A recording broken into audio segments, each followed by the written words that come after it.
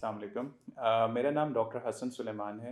मैं by profession मैं paediatrician हूँ, पीडियाट्रिक गैस्ट्रोएंटरोलॉजिस्ट हूँ and I am working as associate professor of paediatric gastroenterology, hepatology, nutrition at the children's hospital. और आज हम बात करेंगे बच्चों की नशो-नुमा के बारे में और उनकी खुराक के बारे में और खुराक का जो उनके दिमाग पे और जिस्म पे असर होता है, उसके बारे में बात करेंगे। मुझे जो सेगमेंट दिया गया है वो है 2 साल से ऑनवर्ड जो बच्चों की नशो-नुमा है उस पे बात करने के लिए। अगर हम बात करें यहाँ से कि 2 साल का बच्चा कर क्या सकता है, उसके डेवलपमेंटल माइलस्टोन्स क्या हैं, तो हमें पता होना चाहिए कि एक बच्चा जिससे हमें ये अंदाज़ा हो सके कि बच्चा सही नशो-नुमा हो रही है या नहीं हो रही, तो उसमें सबसे पहली बात हमें पता होनी अगर हम उसकी चलने के बारे में बात करें तो बच्चा अपनी एड़ियों पे या पंजों के बल चल सकता है, दौड़ सकता है। इसके अलावा अगर हम हाथ की मूवमेंट की बात करें तो चलती हुई चीज़ की तरफ वो अपना हाथ कर सकता है और इशारा करके देख सकता है। अगर आप उसे कोई बुक खोल के दें, अगर आप ब्रेन डेवलपमेंट को देखें तो उसमें जो चीज़ें बनी होंगी उनको वो पॉइंट कर सकता है।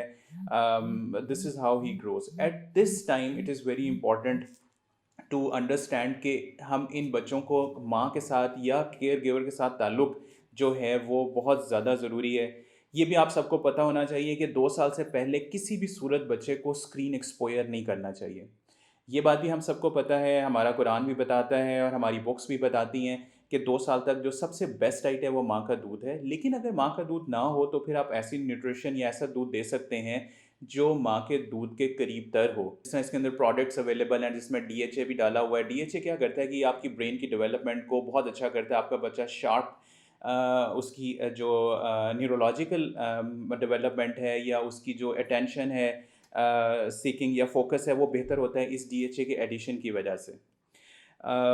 2 साल की उम्र के ऊपर तकरीबन बच्चे को 2 दफ़ा दूध की ज़रूरत है, बाकी सारी घर की बनी ताज़ा खुराक देनी चाहिए और कोशिश करनी चाहिए कि जितनी भी डब्बाबंद चीज़ें हैं अदर देन अगर आपके पास एक्स्ट्रा मिल्क अवेलेबल माँ का दूध अवेलेबल नहीं है, तो आप कोशिश करेंगे घर की बनी ताज़ी खुराक दें उसको।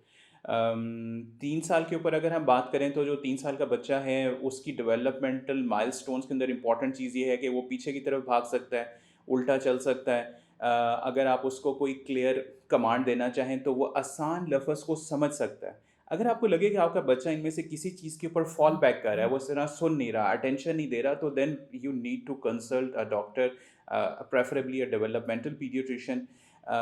और उसकी खुराक को भी रीएवैल्यूएट करना चाहिए कि क्या खा रहा है, क्या नहीं खा रहा, उसकी यूजुअल एक्टिविटीज़ क्या हैं, क्या नहीं है।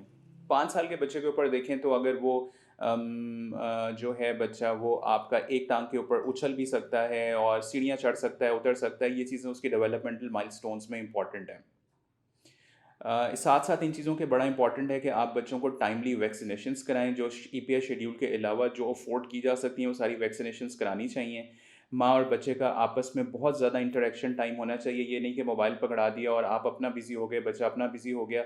उससे वो साइकोलॉजिकली, फिज़ियोलॉजिकली, ब्रेन के तौर पे बहुत कमज़ोर हो जाते हैं बच्चे। उनकी इमोशनल इंटेलिजेंस और आईक्यू जो है वो भी रिग्रेस कर जाता है। So it's very important that you have a very good relationship and you spend quality time with your kid और उसकी हर तरह की नीड को कैटर करना चाहिए ताकि उसमें मुख्तलिफ तरह की जो साइकोलॉजिकल प्रॉब्लम्स हैं वो प्रोड्यूस ना हो। इसी तरह फ़िज़िकल एक्टिविटी बहुत इंपॉर्टेंट है। हर किसी के लिए फ़िज़िकल एक्टिविटी इंपॉर्टेंट है कि 20 से 25 मिनट उसको इतना स्ट्रॉन्ग या आधा घंटा, पौना घंटा स्ट्रॉन्ग एक्टिविटी करनी चाहिए कि जिसकी वजह से उसकी बॉडी की नशो-नुमा हो सके। जैसे कि हमने बात की कि हमें बच्चों को ताज़ा खुराक देनी चाहिए और होम प्रिपेयर्ड फूड देना चाहिए। इसी के साथ-साथ उनकी क़ुव्वत-ए-मदाफ़ियत बढ़ाने के लिए ये ज़रूरी है कि उनकी डाइट में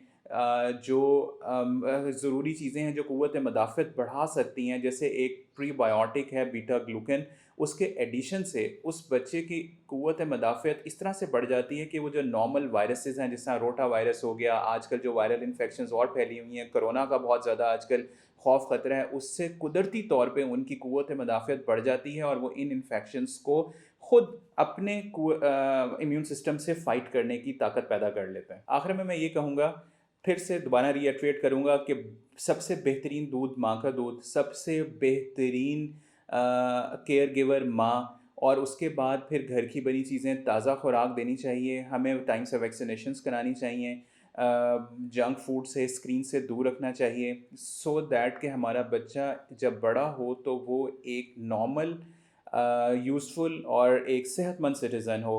जो बहुत ज़रूरी, और ये सारी चीज़ें पैदाइश से शुरू होती हैं और फिर आखिर तक उसका इम्पेक्ट रहता है।